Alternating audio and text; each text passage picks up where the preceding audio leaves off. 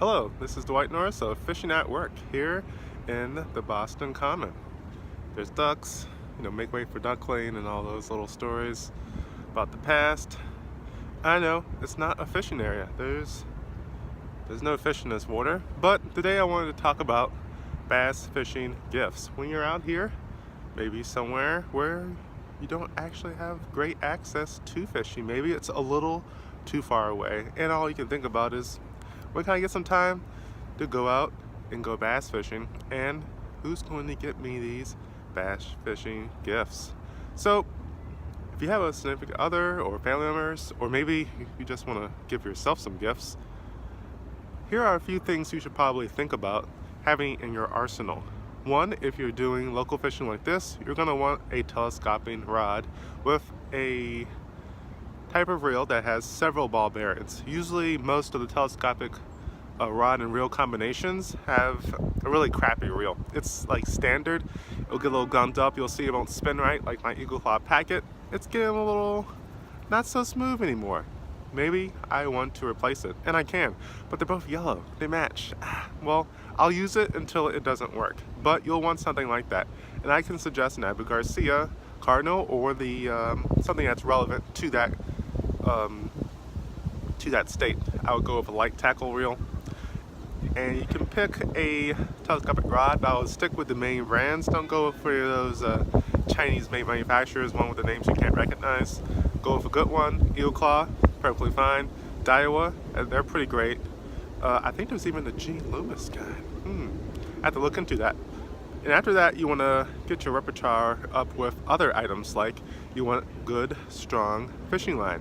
Now, when you do light tackle, you're probably going to want something in the 4 to 6 pound range, so you can throw those 1/32nd or 1/16 ounce lures, like the ones made by Panther Martin. So I just picked up some of those. I'll be doing a review of those soon. I used those down in Virginia, and they were fantastic. There's other lures like that, like the spinner grub, i.e. a beetle grub that I have. Those are fantastic as well. You'll want some of those in your list, but specifically around here and on rivers and lakes, you'll want a specific set. One, you'll want a spinnerbait. You'll want a crankbait. You'll want some soft plastics like worms or those sluggo kind of things, and lizards and crayfish. You'll also want a set of jigs. And after that, you're really up to your own interpretation. You can get some rattle traps, you can go specific, you can get all Rapula if you want to, you can get yum baits, you can get Berkeley. There are many different types that you can get. I'm not really concerned with that. I have other videos that show exactly what types you should get and for what situations. When it's bright, go with a more white bait, a white spinnerbait, a chrome to white crankbait, and when it's dark, you want to go with a darker tone that matches maybe the water quality. Around here, slightly green, so chartreuse. Chartreuse for your spinnerbait and chartreuse for your crankbait works pretty well.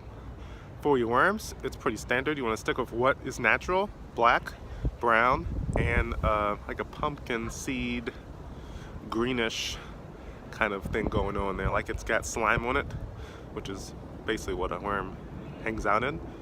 Those kind of things are great. And when you go, and if you're traveling, you want to be kind of backpack fishing, and for that there's you can use your own backpack, that's cool and stuff.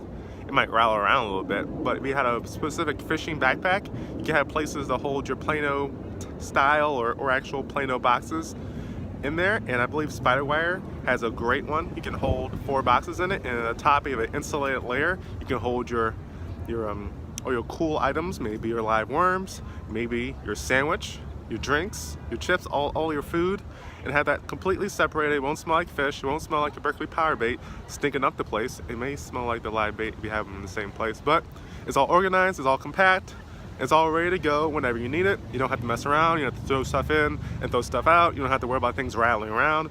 Hey, why is your backpack making all these jingly sounds? You ready for Christmas or something? Maybe you are, because you want to get some bass fishing gifts, and Christmas is usually the time when you get those. Now, if you're asking somebody else to do it, you want to make an itemized list of what you need and the amounts, and also which one's more important, i.e. you can't fish if you don't have a rod and reel. So you're gonna go for that one first. And you need the right fishing line if it doesn't already come with it. And if it does come with a fishing line, it probably isn't that great. Like I found with the Eagle Claw Packet. You probably want to replace that line immediately. It tangles up, it's not cool, and I think it's actually a higher test than I actually want. On another note, something else you can look into is actually finding a place to get your live bait. Maybe you don't have a bait shop that's near you, or maybe they don't have what you want. You'll have to go online. Amazon, eBay, and other retailers actually sell live bait online. You can get it, it'll be cool, it'll be alive, just like you got it from around the corner. And sometimes it'll be for a cheaper price. Yes, everybody's battling online, offline. Now I'll tell you that 90% of actual retail is still done offline.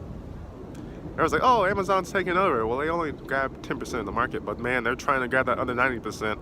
You think they're the richest, Jeff Bezos is the richest person in the world now?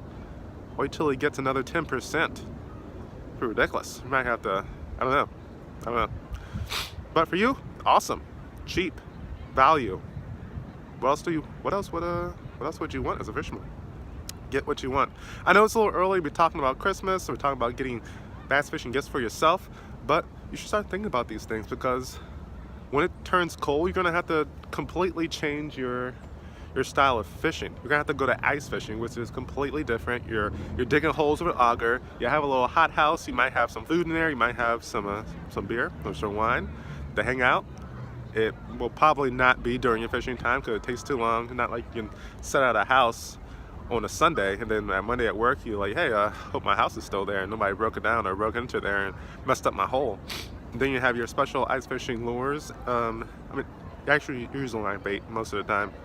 Minnows, worms, and you have that little tiny rod with the reel, and you have the prop set and everything. It's a whole rig that you can use, and it's pretty fantastic, but it's completely different. And if you're into that and you're into that area where you can do that readily, cool. If you're down south in Florida, keep fishing the way you were. Awesome. Just get stuff and use it year round. Around here, for about a month, the actual river will freeze. With the waves too. The waves will be in the water. It's kind of weird. And the ocean does the same thing for the first maybe a quarter mile out during the peak of winter. I think it's like January, February time, and it's just nasty. It's cold. You wish you were somewhere else, and it kind of stinks. I'm wondering, for this specific channel, Fishing Network, what am I going to do? Am I gonna do something else with my fishing time? I want to make people have more time for fishing, but I know I can't be 100% for everybody. They have obligations, they have things they need to do, their job doesn't let them get out, or it's freaking cold, or it's freezing, or everything's frozen, and you got to do something about that. Become an ice fisherman, move somewhere warmer. That's my plan. I wish I could do that. No, I should think about that. It would help me personally, and maybe you should think about it as well. Go somewhere warmer where you can fish more often. Another hack. Yes, move to Florida, move to a Caribbean island, move somewhere that's not frozen for a quarter or more of the year. So I know this wasn't heavily on bass fishing, but it's more on the weather and the environment and what's going on. But when you are living in an environment like this where it's going to freeze and you can't go bass fishing, you're going to start thinking about other things. If you're a fly fisherman, you'll start getting all your stuff together. You'll start making those flies for the spring season, getting all amped up. Ooh man, I'm gonna make some killer bass flies, man. I got some new stuff. I got some people I'm looking at, and I'm trying to copy what they're doing. And you're in your little workshop working feverishly at the next best thing. Hello, duck.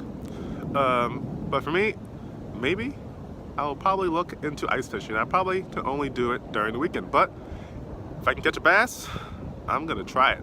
And man, I'm gonna need a whole new set of clothes. I'm looking at like some cool frog tog stuff. I have some Field & Stream stuff, but it's not for freezing. It's really for snowboarding. It's like an outer layer. It's waterproof, windproof, but it's not freeze proof. And there's some cool stuff out there. So I'll see if I can up my game and up my gear for fishing and for not freezing, and show you how it works or not, and show you my journey from ice fisherman to ice fisherman. And then later this spring, I'll show you my journey from non-fly fisherman to fly fisherman. Because I'm starting to think I'm gonna really like that. I'm gonna really like it a lot. This by look, I'm like, I've been avoiding this for a long time. I should try all these things out. All these things catch bass. All these things catch fish. Why am I not doing it? Why are you not doing it? Why are you not fishing right now? Go out there and do it.